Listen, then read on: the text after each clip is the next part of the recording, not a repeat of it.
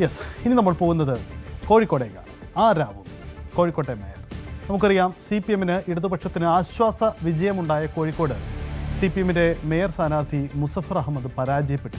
ഇതോടെ പുതിയ മേയർ ആയിരുന്നത് സംബന്ധിച്ച ചർച്ചകൾ സജീവമാണ്. കോർപ്പറേഷൻ മേഖലയിൽ ഇടതുമുന്നണിയുടെ പ്രചരണ തന്ത്രങ്ങൾ ആകെ പാളുന്നതാണ് തെരഞ്ഞെടുപ്പിൽ കണ്ടതും. അതുകൊണ്ട് നമുക്ക് പരിശോധിക്കാം ആരാവും കോഴിക്കോട്ടെ മേയർ, കോഴിക്കോട്ടെ രാഷ്ട്രീയ സാഹചര്യം എന്നത്. നമുക്ക് ആ സാധ്യതകളിലേക്ക് ആദ്യം തന്നെ പോകാം. ആരൊക്കെയാവും കോർപ്പറേഷനിലെ ഇത്തവണ കോഴിക്കോട്ടെ മേയർ സാധ്യതയിൽ ആരൊക്കെയുണ്ട് എന്ന കാര്യം കൂടി നമുക്ക് പരിശോധിക്കാം. ഈ സാധ്യതയിലേക്ക് വരുമ്പോൾ അതിൻ്റെ സാധ്യതാ ചർച്ചകളിൽ ഏറ്റവും പ്രാധാന്യം നൽകേണ്ട ഒരു പേരുകാരി എസ് ജയശ്രീയാണ്. കോട്ടൂളി വാർഡിൽ നിന്നും ജയിച്ച എസ് ജയശ്രീ. കാരണം അവിടെ കോർപ്പറേഷനിൽ ഇത്തവണ ഒരു മേയർ ആരാകുമെന്ന ചോദ്യത്തിന് നേരത്തെ തന്നെ ഒരു മുൻകൂർ മേയർ സാധ്യതയെ കണ്ടുവെച്ചുകൊണ്ടാണ് തെരഞ്ഞെടുപ്പിന് ഒരുങ്ങിയത്. പക്ഷേ മുസഫർ അഹമ്മദ് പരാജയപ്പെടുന്നു. അതോടുകൂടി എസ് ജയശ്രീ എന്ന പേരുകാരി എസ് ജയശ്രീയെ മേയർ സ്ഥാനത്തേക്ക് കൂടുതൽ സാധ്യതയോടെ പരിഗണിക്കുന്നു എന്നതാണ് കോഴിക്കോട് നിന്ന് വ്യക്തമായ കാര്യം. അതായത് വലിയ മുൻനിര താരങ്ങളല്ലാത്തവർ ഇത്തവണ കോഴിക്കോട് മേയറായി വരാനുള്ള സാധ്യത ചെറുതല്ല. അതാണ് CPM അവിടെ നടത്തുന്ന ആലോചനകൾ. ആ തരത്തിലേക്ക് ആലോചനകൾ കിടക്കുകയാണ്. അടുത്ത സാധ്യത ആർക്ക് എന്നതുകൂടി നമുക്ക് പരിശോധിക്കാം. മറ്റൊരു പേര് O സദാശിവനാണ്. തടമ്പാട്ടു താഴം വാഴിൽ നിന്ന് ജയിച്ചു വന്ന O സദാശിവനാണ്. സദാശിവനും കോഴിക്കോട് നിൽക്കുന്ന ഒരു പ്രാദേശിക നേതാവാണ്. പക്ഷേ സദാശിവൻ്റെ പേരും മേയർ സ്ഥാനത്തേക്ക് പരിഗണിക്കുന്നുണ്ട്. അങ്ങനെ ഇത്തവണ കോർപ്പറേഷനിൽ CPM-ന് ഒരു ആശ്വാസ വിജയം നൽകിയ കോഴിക്കോട് ഒരു പുതുമുഖ മേയർ ഉണ്ടാകുമെന്ന് ഉറപ്പാണ്. ആ മേയർ സംബന്ധിച്ച ആലോചനകൾ ഇടതുമുന്നണിയിൽ CPM കേന്ദ്രങ്ങൾ നടത്തുകയാണ്. എന്താണ് ഈ രാഷ്ട്രീയമെന്ന് കൂടി നമുക്ക് പരിശോധിക്കാം. അപ്പോൾ കോഴിക്കോടിൻ്റെ കോർപ്പറേഷൻ തെരഞ്ഞെടുപ്പിൽ കണ്ട നീക്കങ്ങൾ എന്തായിരുന്നു, അവിടെ CPM-ന് വെല്ലുവിളി ഉണ്ടായതെന്ന് കൂടി നമുക്ക് പരിശോധിക്കാം. എനിക്കിപ്പം MS അനീഷ് കുമാർ ചേരുന്നുണ്ട്. അനീഷ്, നമുക്ക് തെരഞ്ഞെടുപ്പിന് ശേഷം വടക്കൻ കേരളത്തിൽ ഒരു ആശ്വാസ വിജയം CPM-ന് ഇടതുമുന്നണിക്ക് നൽകിയത് കോഴിക്കോടാണ്. പക്ഷേ കോഴിക്കോട് വൻ വിജയം പ്രതീക്ഷിച്ചെടുത്ത് വളരെ നാരോ മാർജിനിലുള്ള ഒരു വിജയമാണ് സാധ്യമായിരിക്കുന്നത്. അവിടെ NDA-യുടെ കടന്നുവരവൊക്കെ ആയിരിക്കാം ഒരുപക്ഷെ ഈ വെല്ലുവിളി ഉണ്ടാക്കിയതിൻ്റെ ഒരു ഘടകം. നമുക്കതിലേക്ക് വരാം. അതിനു മുമ്പ് ഈ മേയർ സാധ്യതകളിലേക്ക് വരുമ്പോൾ ജയശ്രീക്കാണോ സദാശിവനാണോ കൂടുതൽ സാധ്യത? മറ്റു പേരുകൾ പരിഗണനയിൽ ഉണ്ടോ? എന്താണ് ഇടതുമുന്നണി CPM നടത്തുന്ന ആലോചനകൾ? പ്രഖ്യാപനം എപ്പോഴും ഉണ്ടാവും?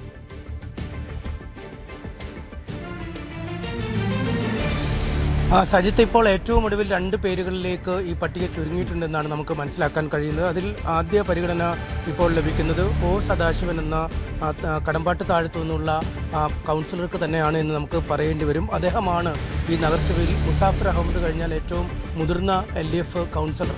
അല്ലെങ്കിൽ മുസാഫർ അഹമ്മദിൻ്റെ അഭാവത്തിൽ സഭയിൽ കാര്യങ്ങൾ നോക്കിയിരുന്നത് O സദാശിവൻ എന്ന കൗൺസിലറാണ്.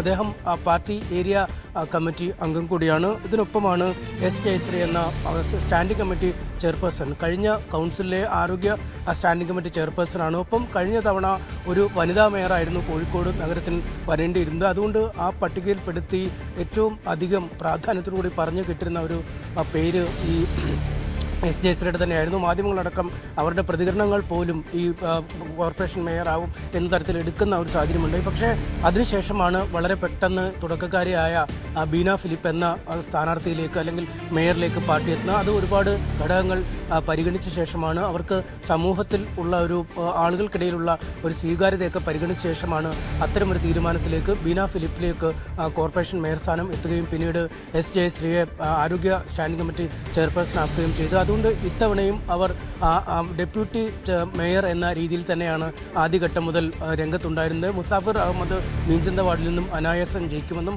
അദ്ദേഹം മേയറായും ആകുമെന്നുമൊക്കെയായിരുന്നു പാർട്ടിയുടെ ഒരു കണക്കൂട്ടൽ. പക്ഷേ ഞെട്ടിക്കുന്ന തോൽവി മീഞ്ചന്തയിൽ നിന്ന് മുസാഫർ അഹമ്മദിന് ഉണ്ടാവുകയും പെട്ടെന്ന് മേയർ സ്ഥാനത്തേക്ക് മറ്റൊരാളെ കാണേണ്ട അവസ്ഥയിലേക്ക് എത്തുകയും ചെയ്യും. എന്തായാലും കഴിഞ്ഞ തവണ മേയർ സ്ഥാനം വനിതാ സംവരണമായിരുന്നു. അതുകൊണ്ട് തുടർച്ചയായ 2 തവണ കോഴിക്കോട് കോർപ്പറേഷൻ വനിത ഭരിക്കാൻ പാർട്ടി ഒരു തീരുമാനമെടുക്കുമോ എന്ന കാര്യത്തിൽ ഉറപ്പില്ല. അങ്ങനെ ഒരു തീരുമാനത്തിലേക്ക് എത്തില്ല എന്ന് തന്നെയാണ് നമുക്ക് പാർട്ടി വൃത്തങ്ങളിൽ സംസാരിച്ചപ്പോൾ മനസ്സിലായത്. മറ്റൊരു കാര്യം, ഈ കോർപ്പറേഷൻ കുറച്ചുകൂടി മെയ്വഴക്കം കൊണ്ടുപോകേണ്ട ഒരു ആവശ്യകതയുണ്ട്. കാരണം കഴിഞ്ഞ തവണയൊക്കെ CPM-ന് മാത്രം 45 സീറ്റുണ്ടായിരുന്ന ഒരു കോർപ്പറേഷനാണ്. ഇവിടെ ഇപ്പോൾ തനിച്ച് ഭൂരിപക്ഷത്തിലേക്ക് പോലും എത്താൻ കഴിയാത്ത ഒരു സാഹചര്യം. അതുകൊണ്ട് സ്റ്റാൻഡിംഗ് കമ്മിറ്റി ചെയർമാൻ സ്ഥാനം അടക്കം ഈ പ്രതിപക്ഷ നിരയിലുള്ളവർക്ക് നൽകേണ്ടി വരും. ഒപ്പം പല കാര്യങ്ങളും നേടിയെടുക്കേണ്ടത് സമവായത്തിൻ്റെ ഭാഷയിൽ അല്ലെങ്കിൽ നിശ്ചിതമായ കാര്യങ്ങൾ അത്ര കടുപ്പിച്ച് പറയുന്ന രീതിയിലൊക്കെ വേണം മുന്നോട്ട് കൊണ്ടുപോകാൻ. അതുകൊണ്ട് ഈ ഒ സദാശിവൻ തന്നെയാണ് അതിന് പറ്റിയ ഒരു ആള് എന്ന ഒരു വിലയിരുത്തൽ തന്നെയാണ് പാർട്ടിയിലുള്ളത്. ഒപ്പം ജയശ്രീയെ ഡെപ്യൂട്ടി മേയറാക്കുന്നതിനുള്ള ഒരു ധാരണയും നിലവിലെത്തിയിട്ടുണ്ട്. എന്തായാലും ഇപ്പോൾ CPM-ന്റെ കോഴിക്കോട് ജില്ലാ സെക്രട്ടേറിയറ്റ് യോഗം നമ്മൾ നിൽക്കുന്ന ജില്ലാ കമ്മിറ്റി ഓഫീസിലാണ്. അവിടെ നടന്നുകൊണ്ടിരിക്കുകയാണ്. മന്ത്രി റിയാസ് അടക്കമുള്ള ആളുകൾ പങ്കെടുക്കുന്നുണ്ട്. നേരത്തെ പരാജയപ്പെട്ട ഡെപ്യൂട്ടി മേയറായ നിലവിലെ മേയർ സ്ഥാനാർത്ഥിയായിരുന്ന മുസാഫിർ അഹമ്മദ് അടക്കം ആ യോഗത്തിൽ പങ്കെടുക്കുന്നുണ്ട്. എന്തായാലും സെക്രട്ടേറിയറ്റ് യോഗത്തിൽ മേയർ സ്ഥാനാർത്ഥിയെക്കുറിച്ചുള്ള ആരാവണം മേയർ എന്നതിനെക്കുറിച്ചുള്ള ഒരു ധാരണകളാവും. പിന്നീട് അത് സംസ്ഥാന കമ്മിറ്റിയുടെ തീരുമാനത്തിന് വിധേയമായാവും അത്തരമൊരു പ്രഖ്യാപനം ഉണ്ടാവുക. ഈ രണ്ട് പേരുകൾക്കൊപ്പം കെ രാജീവൻ, TM ഷിംജിത്ത് എന്നീ രണ്ട് കൗൺസിലർമാരുടെ പേരുകൾ കൂടി പറയുന്നു. പക്ഷേ അവരെക്കാളിലും സാധ്യത ഇപ്പോൾ ഒ സദാശിവന് തന്നെയാണ് ഉള്ളതെന്നാണ് നമുക്ക് ഈ ഘട്ടത്തിൽ പറയാൻ കഴിയുന്നത്. മറ്റു കാര്യങ്ങളൊക്കെ പ്രതികൂലമായില്ലെങ്കിൽ അല്ലെങ്കിൽ ഒരു സർപ്രൈസ് ആൾക്ക് വേണ്ടി പാർട്ടി കാത്തു നിന്നില്ലെങ്കിൽ സദാശിവൻ തന്നെയാവും മേയറാവാൻ സാധ്യത. സജിത്ത്. യെസ് എന്തായാലും അതാണ് സാഹചര്യം. എന്തായാലും കോഴിക്കോട് കോർപ്പറേഷൻ CPM-ന് ആശ്വാസജയം നൽകിയ ഇടമാണ്. അതുകൊണ്ട് അവിടെ മേയർ പ്രഖ്യാപനം ഉടൻ ഉണ്ടാകുമെന്ന് പ്രതീക്ഷിക്കുന്നു. ആലോചനകൾ നടക്കുന്നു. മുതിർന്ന അംഗത്തെ തന്നെ പരിഗണിക്കുന്നു. വളരെ നന്ദി അനീഷ്. ഇനി നമ്മൾ പോകുന്നത് കോഴിക്കോട് ഈ രാഷ്ട്രീയത്തിൻ്റെ തുടർ ചർച്ചകളിലേക്കാണ്. അതിലേക്ക് വരുമ്പോൾ ഈ കോർപ്പറേഷനെ തിരിച്ചടി LDF അർഹിച്ചതല്ലെന്നാണ് മേയർ ബീന ഫിലിപ്പ് പറയുന്നത്. വാർഡ് പുനർനിർണ്ണയം മാത്രമാണ് തിരിച്ചടിക്ക് കാരണമെന്ന് പറയാനാവില്ല. ദേശീയ തലത്തിലെ സാഹചര്യങ്ങളടക്കം BJP-യുടെ സീറ്റ് വർധനവിന് കാരണമായിട്ടുണ്ടാവാം. BJP-യുടെ വളർച്ച ആശങ്കപ്പെടുന്നതാണ്. ഡെപ്യൂട്ടി മേയർ മുസാഫിർ അഹമ്മദിന്റെ തോൽവി ഞെട്ടിച്ചുവെന്നുമാണ് ബീന ഫിലിപ്പ് ന്യൂസ് 18 പറഞ്ഞത്.